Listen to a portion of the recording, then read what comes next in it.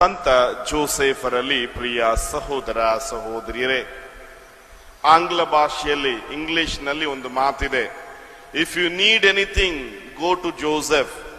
ನಿನಗೆ ಏನೇ ಬೇಕಾದರೂ ಕೂಡ ನಿನ್ನ ಪ್ರಾರ್ಥನೆಗಳನ್ನ ಕೋರಿಕೆಗಳನ್ನ ಹೊತ್ತು ಜೋಸೆಫನ ಬಳಿಗೆ ಹೋಗು. ನೀನು ಜೋಸೆಫನ ಬಳಿಗೆ ಹೋಗಿದ್ದೇ ಆದಲ್ಲಿ ನಿನ್ನ ಎಲ್ಲ ಪ್ರಾರ್ಥನೆಗಳು ಕೋರಿಕೆಗಳು ಈಡೇರುವಂತೆ ನಿನಗೋಸ್ಕರ ಸಂತ ಜೋಸೆಫರು ಯೇಸುವಿನಲ್ಲಿ ಬೇಡಿಕೊಂಡು ಅದನ್ನ ಖಂಡಿತ ನಿನಗೆ ಕೊಡುತ್ತಾರೆ. ಪ್ರಿಯ ಸಹೋದರ ಸಹೋದರಿಯರೇ, ಜುಲೈ ತಿಂಗಳ 1937ರಲ್ಲಿ ಸಂತ ಫೌಸ್ತೀನಮ್ಮ ಕ್ಷಯ ರೋಗದಿಂದ ಬಳಲುತ್ತಿದ್ದರು. ಕ್ಷಯ ರೋಗ ಅಂದ್ರೆ ಟಿಬಿ ಇತ್ತು ಅವರಿಗೆ.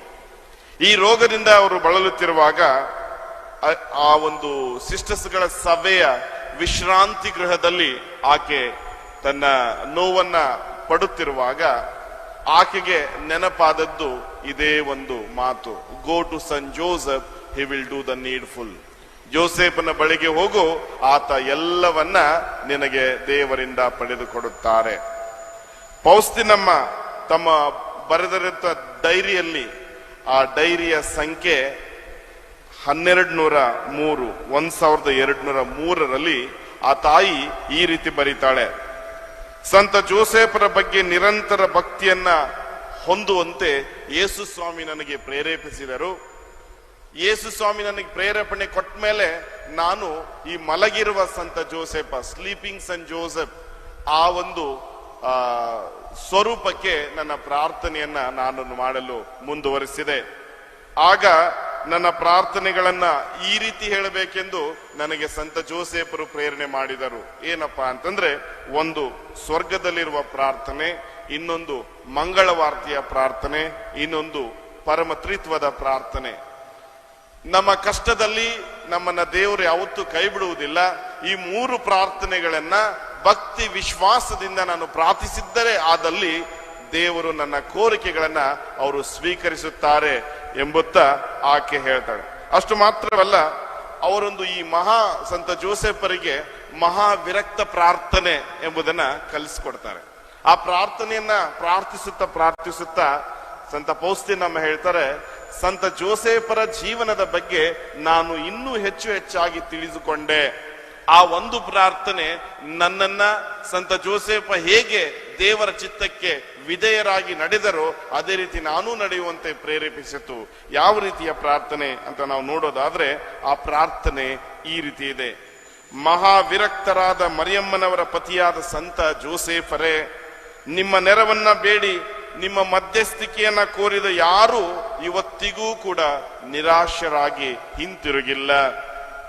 ಆಸರೆ ಕಳೆದುಕೊಂಡ ಪ್ರತಿಯೊಬ್ಬರಿಗೂ ನೀವು ಎಂದಿಗೂ ಕೈ ಬಿಡುವುದಿಲ್ಲ. ಆದ್ರಿಂದ ಇಂತಹ ದೃಢ ವಿಶ್ವಾಸದಿಂದ ನಿಮ್ಮ ಶಕ್ತಿಯಲ್ಲಿ ನಂಬಿಕೆ ಇಟ್ಟು ನಿಮ್ಮ ರಕ್ಷಣೆಯನ್ನ ನಾನು ಕೋರುತ್ತಾ ನಿಮ್ಮ ಚರಣಕ್ಕೆ ಬರುವೆ. ರಕ್ಷಕರ ಪೋಷಕರೇ, ನಿಮ್ಮ ಒಳಿತು ಮತ್ತು ದಯೆಯಲ್ಲಿ ನನ್ನ ದೀನ ಪ್ರಾರ್ಥನೆಯನ್ನ ಆಲಿಸಿರಿ, ನಮ್ಮ ಕೋರಿಕೆಯನ್ನ ನೀವು ಸದಾ ಈಡೇರಿಸಿರಿ. ಫೌಸ್ತೀನಮ್ಮ ಹೇಳ್ತಾರೆ, ಅವರು ಅಂದ್ರೆ ಸಂತ ಜೋಸೆಫರು ನನ್ನನ್ನ ಪ್ರೀತಿಸಿದರು. ಅಷ್ಟು ಮಾತ್ರವಲ್ಲ, ದೈವಿ ಕರುಣೆಯನ್ನ ನೀಡುತ್ತಾ ನನಗೆ ಬಂದರು. ಈ ಪ್ರಾರ್ಥನೆಯನ್ನ ನಾನು ದಿನವೂ ಹೇಳುತ್ತಾ ಬರುತ್ತಿದ್ದೇನೆ. ಹೌದು ಪ್ರಿಯ ಸಹೋದರ ಸಹೋದರಿಯರೇ, ಇತ್ತೀಚಿನ ದಿನಗಳಲ್ಲಿ ನಾವು ನೋಡ್ತೀವಿ, ಮಲಗಿರುವ ಸಂತ ಜೋಸೆಫರ ಭಕ್ತಿ ಆಚರಣೆ ಎಲ್ಲೆಡೆ ಹಬ್ಬಿ ಹರಡುತ್ತಿದೆ. ಕಾರಣ ಇಷ್ಟೇ, ಆ ಒಂದು ಭಕ್ತಿ ಆಚರಣೆಯನ್ನ ಇನ್ನೂ ಹೆಚ್ಚಾಗಿ ಒತ್ತು ಕೊಟ್ಟವರು ಯಾರಪ್ಪ ಅಂತಂದ್ರೆ ನಮ್ಮ ಜಗದ್ಗುರುಗಳಾದ ಪೋಪ್ ಫ್ರಾನ್ಸಿಸರು. ಅವ್ರು ಹೇಳ್ತಾರೆ, ಧರ್ಮಸಭೆಯಲ್ಲಿ ಯಾವುದೇ ರೀತಿಯ ಕಷ್ಟಗಳಿರಲಿ, ಧರ್ಮಸಭೆಯಲ್ಲಿ ಯಾವುದೇ ರೀತಿಯ ನೋವುಗಳಿರಲಿ, ನಾನು ಒಂದು ಚಿಕ್ಕ ಪತ್ರವನ್ನ ಬರೆದು ಮಲಗಿರುವ ಸಂತ ಜೋಸೆಫರ ಬಳಿಗೆ ಇಟ್ಟರೆ ಸಾಕು, ಆ ಒಂದು ಕೋರಿಕೆಯನ್ನ, ಆ ಪ್ರಾರ್ಥನೆಯನ್ನ ಖಂಡಿತವಾಗಿಯೂ ದೇವರು ಸಂತ ಜೋಸೆಫರ ಮುಖಾಂತರ ಈಡೇರಿಸುತ್ತಾರೆ. ಬಹುಶಃ ಅದೇ ಒಂದು ರೀತಿಯ ಪ್ರಾರ್ಥನೆಯನ್ನು ನಾನು ಕೂಡ ಪ್ರಾರಂಭಿಸಿದೆ. 2020ರಲ್ಲಿ ನಾನು ಈ ಬ್ರಿಯಾಂಡ್ ಚೌಕದ ಸಂತ ಜೋಸೆಫರ ವಿದ್ಯಾಸಂಸ್ಥೆಗಳಿಗೆ ಬಂದೆ. ಅಂದಿನಿಂದ ಇವತ್ತಿನವರೆಗೂ ಪ್ರಿಯ ಸಹೋದರ ಸಹೋದರಿಯರೇ, ಸಂತ ಜೋಸೆಫರ ಮುಖಾಂತರ ದೇವರು ನನ್ನ ಜೀವನದಲ್ಲಿ ವೈಯಕ್ತಿಕವಾಗಿ ಹಾಗೂ ಪ್ರಾರ್ಥನೆಯನ್ನ ಕೇಳುತ್ತಾ ಬಂದಿರುವ ಎಷ್ಟೋ ಭಕ್ತಾದಿಗಳ ಜೀವನದಲ್ಲಿ ಹಲವಾರು ಅದ್ಭುತ ಕಾರ್ಯಗಳನ್ನ ಎಸಗಿದ್ದಾರೆ. ನನ್ನ ಮನಸ್ಸಿಗೆ ಬರುವಂತ ಒಂದು ಶ್ರೇಷ್ಠ ಘಟನೆ ಅಂತಂದ್ರೆ, ಇವತ್ತಿನ ಶುಭ ಸಂದೇಶದಲ್ಲಿ ನಾವು ಓದಿದ್ವಿ, ಮದುವೆಕ್ಕಿಂತ ಮೊದಲೇ ಮಾತೆ ಮರಿಯಮ್ಮ ಗರ್ಭ ಧರಿಸಿದ್ದರು. ಅಂತದ ಘಟನೆ ನನ್ನ ಬಳಿಗೆ ಒಂದು ಬಂದಿದ್ರು. ಅವ್ರದಿನ್ನು ಮದುವೆ ಆಗಿರ್ಲಿಲ್ಲ. ಅವರಿಬ್ಬರು ಬಂದು ನನ್ನ ಹತ್ರ ಸಲಹೆ ಕೇಳನ ಬಂದಿದ್ರು. ಫಾದರ್, ನಮ್ದು ಮದುವೆ ಆಗಿಲ್ಲ, ಆದ್ರೆ ಅವಳು ಈಗ ಗರ್ಭಿಣಿ ಆಗಿದ್ದಾಳೆ, ನೀವೇ ಹೇಳಿ ಏನ್ ಮಾಡೋದು? ಮನೆಯಲ್ಲಿ ಹೇಳಿದ್ರೆ ನಮಗೆ ತೊಂದರೆ ಆಗತ್ತೆ, ನಮ್ಮ ಜೀವನಕ್ಕೆ ತೊಂದರೆ ಆಗತ್ತೆ ಅಂತ ಹೇಳಿದಾಗ ನಾನು ಕೇಳಿದೆ, ನೀವೇನ್ ಅನ್ಕೊಂಡಿದ್ದೀರಾ? ಅವ್ರು ಹೇಳಿದ್ರು, ನಾವು ಅಬಾರ್ಷನ್ ಮಾಡಿಸ್ಬೇಕು ಅನ್ಕೊಂಡಿದೀವಿ. ಅದಕ್ಕೆ ನಾನು ಹೇಳಿದೆ, ನೀವು ಅಬಾರ್ಷನ್ ಮಾಡಿಸ್ತೀರಾ ಅಂತ ನೀವು ದೃಢ ನಿರ್ಧಾರ ಮಾಡಿದೀರಾ ಅಂತಂದ್ರೆ ದಯವಿಟ್ಟು ನನ್ನನ್ನು ಕಾಣಲು ಬರಕ್ ಹೋಗ್ಬೇಡಿ. ದಯವಿಟ್ಟು ನೀವು ಆದಷ್ಟು ಬೇಗ ಮದುವೆ ಆಗಿ ದೇವರ ಚಿತ್ತವನ್ನ ಪಾಲಿಸಿರಿ ಅಂತ ಹೇಳಿದೆ. ಅವರು ದೃಢ ನಿರ್ಧಾರ ಮಾಡಿದ್ರು, ಏನಂತಂದ್ರೆ ನಾವು ಅಬಾರ್ಷನ್ ಮಾಡಿಸ್ಕೊಂಡ್ಬಿಡ್ತೀವಿ ಅಂತ. ಅವ್ರೆದ್ದು ಇನ್ನೇನು ಗೇಟಿನ ಹೊರಗಡೆ ಹೋಗ್ಬೇಕಿತ್ತು. ನನಗೇನ್ ತಿಳಿತೋ ಗೊತ್ತಿಲ್ಲ, ನಾನು ಒಂದು ಚಿಕ್ಕ ಚೀಟಿಯನ್ನ ಬರೆದು ಮಲಗಿರುವ ಸಂತ ಜೋಸೇಫರ ಆ ಒಂದು ಅಡಿಯಲ್ಲಿ ಇರಿಸಿದೆ. ಗೇಟಿನ ಹೊರಗೆ, ರೋಡಿನ ಹೊರಗೆ ಹೋದಂತ ಆ ಇಬ್ಬರು ವಾಪಸ್ ಬರ್ತಾರೆ.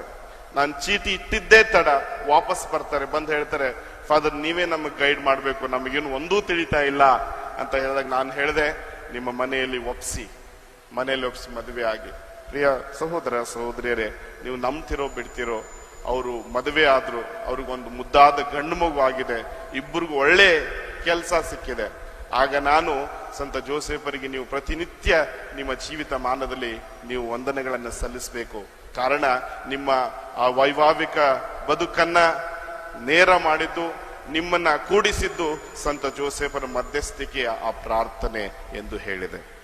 ಹೌದು ಪ್ರಿಯ ಸಹೋದರ ಸಹೋದರಿಯರೇ, ಸಂತ ಜೋಸೇಫರು ನಂಬಿದ ಭಕ್ತಾದಿಗಳನ್ನ ಎಂದಿಗೂ ಕೈ ಬಿಡುವುದಿಲ್ಲ ಎಂಬ ವಿಶ್ವಾಸ ನಮ್ಮಲ್ಲಿದ್ದರೆ ಸಾಕು, ನಾವು ಮಾಡಿರುವಂತಹ ಪ್ರಾರ್ಥನೆಗಳು ಈಡೇರುತ್ತವೆ.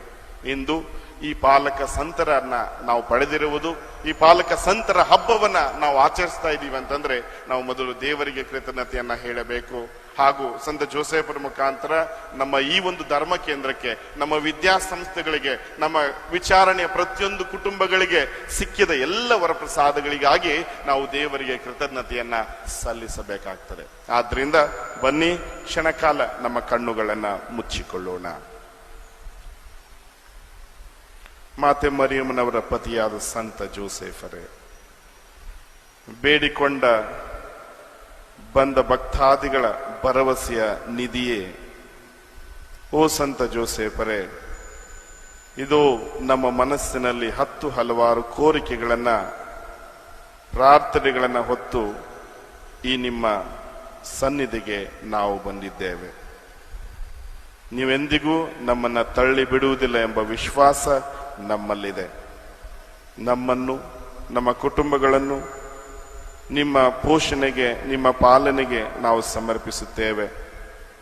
ನಮ್ಮ ಪ್ರಾರ್ಥನೆಗಳು ದೇವರ ಚಿತ್ತದಂತೆ ಇದ್ದಲ್ಲಿ ನಮಗೋಸ್ಕರ ಪ್ರಾರ್ಥಿಸಿರಿ, ಓ ನಮ್ಮ ಸಂತ ಜೋಸೇಫರೇ.